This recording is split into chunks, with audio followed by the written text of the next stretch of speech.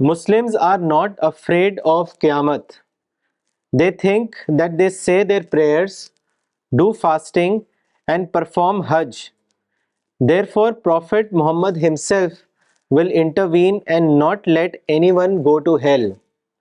This belief makes them fearless of doomsday. What is your comment on this?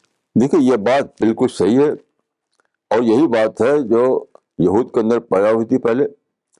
और हदीस में देखिए साफ साफ ये है, लतत्तबउन्ना सुनन मन कान क़ब्लकुम शिब्र बिशिब्रिन व ज़राअन बिज़राइन हत्ता वलौ दखलू जौहर ज़ब्बिल लदखलतमुह, कि तुम यहूद की कदम बकदम पैरवी करोगे, हर चीज में खुदा के यहूद के पैरव बन जाओगे।